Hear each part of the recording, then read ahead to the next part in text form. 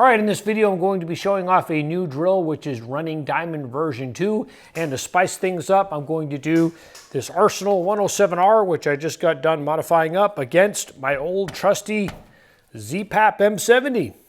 So let's do it.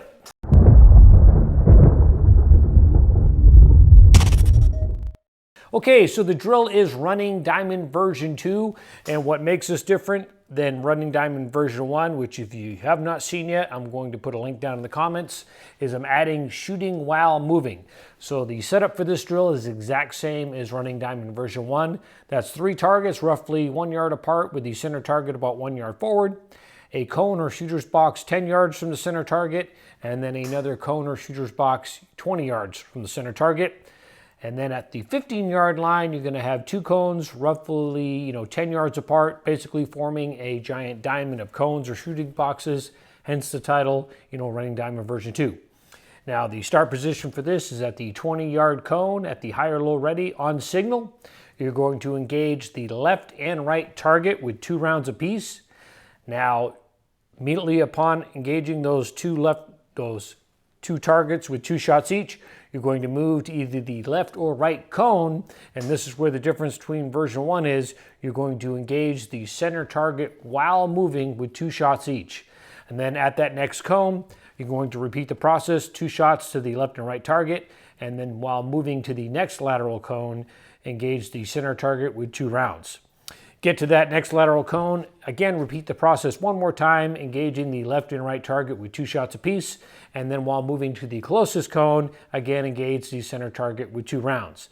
Now at the closest cone, you're going to engage each target with 1 shot to the head for a total of 21 rounds. The par time for this is set off of an AR-15, and that's 20 seconds or under. Again, it's not pass or fail, but it's something to get to and then eventually crush. So let's check out the clips here. It's going to be my Arsenal 107 against ZPAP M70. So let's check it out.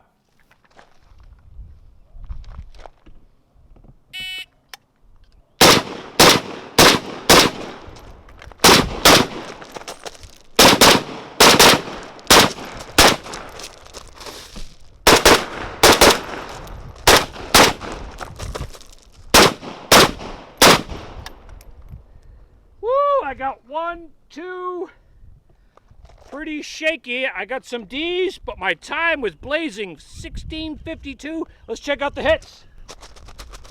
I got 1 C on the line, got my head, 2 C's, a C on the line, and I got my head.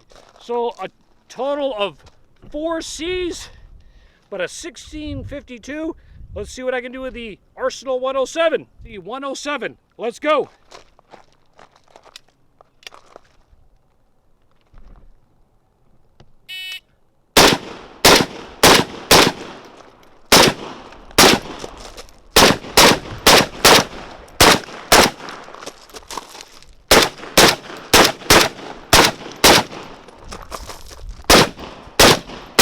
Woo! 16-14, let's check out the hits. All right, clean on the left. 1 C, got my heads, and 2 C's. 16-14, 3 C's against that 16-52 and 4 C's. So right now the 107 is ahead.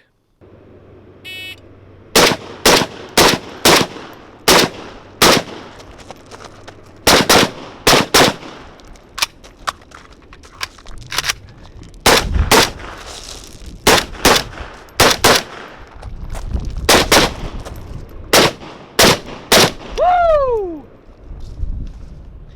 18-32, let's check out the hits. All right, I'm clean on the left. I've got 1 C here and 2 C, or C and a D on the right. I didn't paste up the A's, so 18-32. I've got 2 C's and 1 D. So far, these are pretty evenly matched. All right, day 2, gonna run the ZPAP with the reload, Running Diamond version 2, let's go.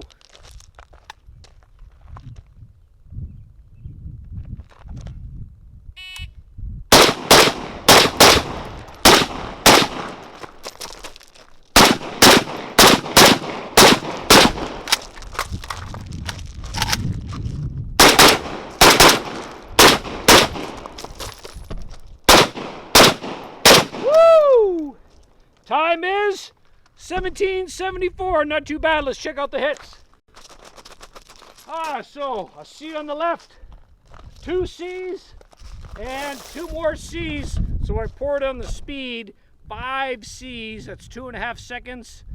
Let's go for round 3.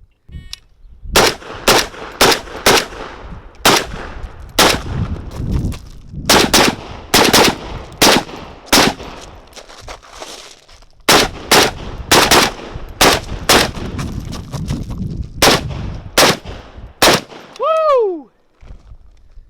Ooh, 1676. Let's look at the hits. Man, I'm just racking up the C's today. 4 C's, 5 C's, 6 C's. Today's not my day, but that's what happens when you pour on the speed. 6 C's, that's an extra 3 seconds. That puts me at 1976. I'm still under the 20. Balance of speed and accuracy. Let's see what I can do with the ZPAP. Arsenal 107.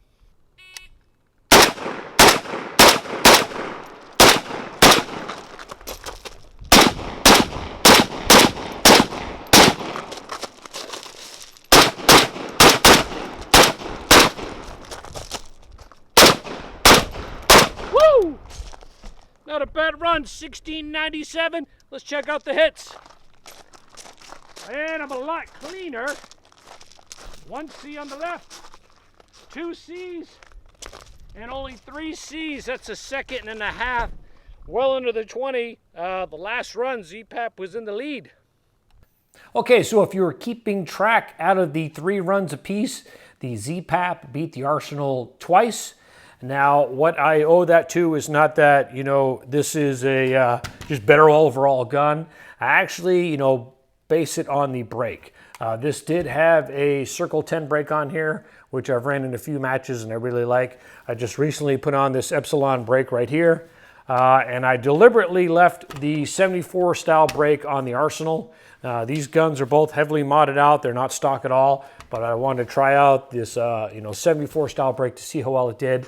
And while shooting Running Diamond version 2, what I found is, I could keep up the same speed, but what sacrificed was the accuracy. If you look at the scores again, I had a lot more C's and D's running the Arsenal, and I owe that to just the 74 style brake did not consistently settle. So I was able to shoot fast splits, but this kind of settled all over the place, hence the increase in C's and D's. And when you do the math up, that's why the ZPAP beat it. But again, these guns are both heavily modified, but I do want to get into a shooter's perspective on both these rifles. They're both outstanding quality, but from a shooter's perspective, I think one gun is ahead of the other. And I'm going to talk about that next. So let me compare the Arsenal 107R to the ZPAP M70. Again, both these rifles are outstandingly built guns. I'm not going to get into that. There's better channels where guys are doing technical comparisons of the rifles. I'm just going to cover it from my perspective and what I like about both guns. Now, starting at the front, in stock form, I would say the ZPAP came with this slant brake, which is pretty worthless. Compared to the 74 style brake, I'm going to give in stock form the Arsenal 107, outperformed with this 74 style brake that was on here. Let me put it in focus. So muzzles, stock form, the Arsenal gets it. Moving down the gun, let me talk about the finish or the coating on the 2 rifles. I would definitely give it to the ZPAP. I have, 2,000 rounds on this gun at least. I've run it in 3 or 4 matches already. Compare that to this Arsenal. I've got maybe 300 rounds on this so far. And the finish, both these guns look like they both have 2,000 rounds to it already. Just picking this up and putting it down on tables at the range and stuff. I don't know if you can see it here in the camera and the close-ups at all, but this finish is very easily scratchable compared to the ZPAP. So the coating or the finish on the guns, I'm going to give that to the ZPAP. Moving down, I do like the 90-degree, gas block that's on the Arsenal. It just looks cooler performance-wise. I don't know, it feels the same to me. But inside the guns, I put K&S adjustable pistons in both these rifles. And I want to talk about the gas pressure. Now the ZPAP, I was only able to dial it down 6 clicks compared to the Arsenal 107, where I was able to dial it down 18 clicks. That's pretty significant. So I would definitely say the Arsenal 107 in stock form is way more overgassed than the ZPAP. And I don't believe anything like overgassed for reliability. Guns are either overgassed, gassed perfectly, or undergassed. And in the case of the Arsenal 18 clicks, you can open that thing up. I think it was way overgassed.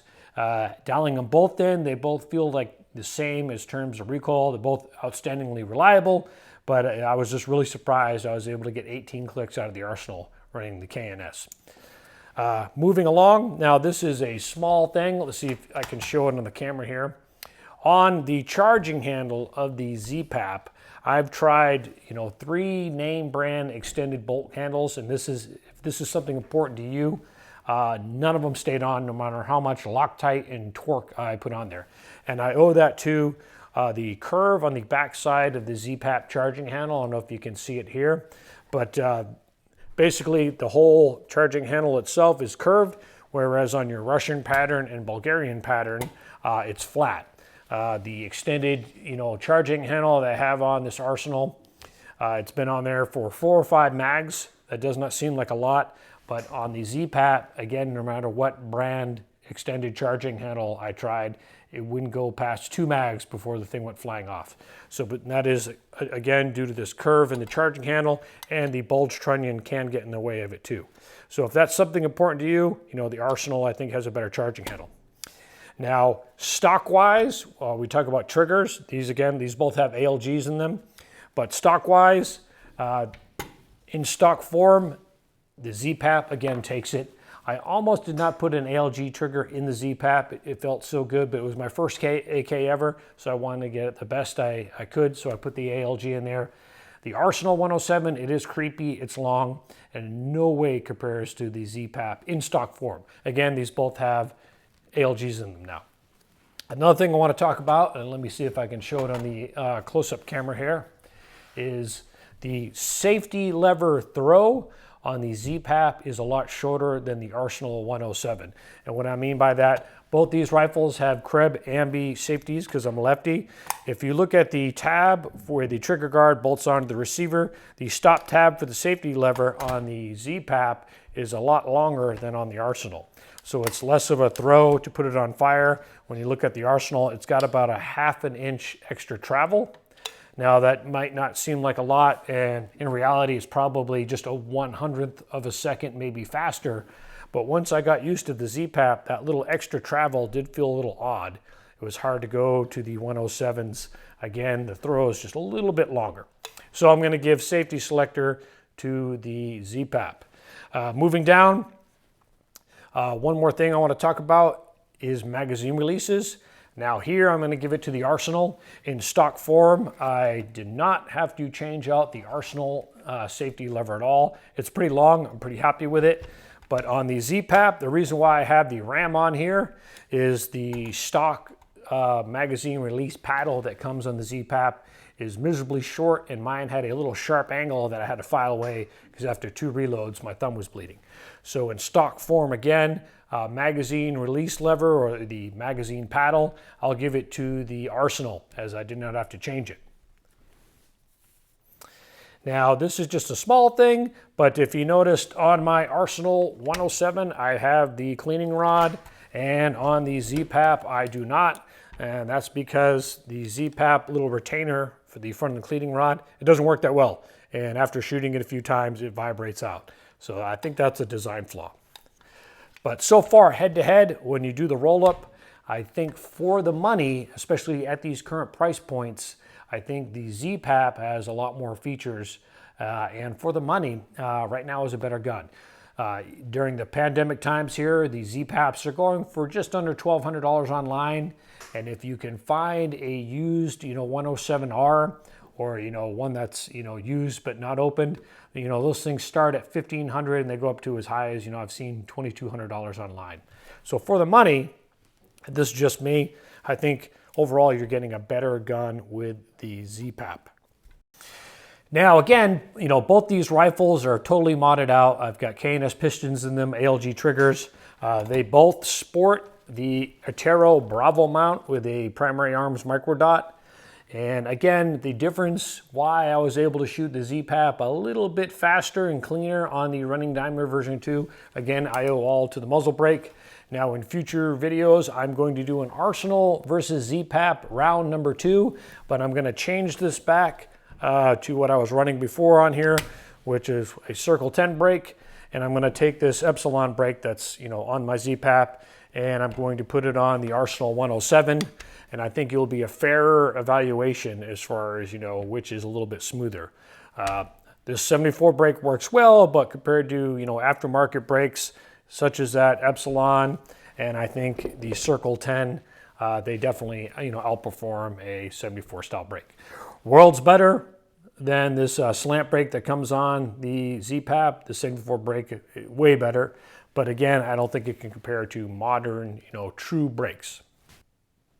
So again, Arsenal and ZPAP, both outstanding quality. You can't go wrong with either one, but right now, ZPAP wins out. We'll see how they do against each other in future videos and other drills. But for now, go out, hit Running Diamond version 2. Try and crush that 20 seconds. It's pretty easy to do. Have fun with it. Again, I'm Jeff Gerwich. Thanks for watching.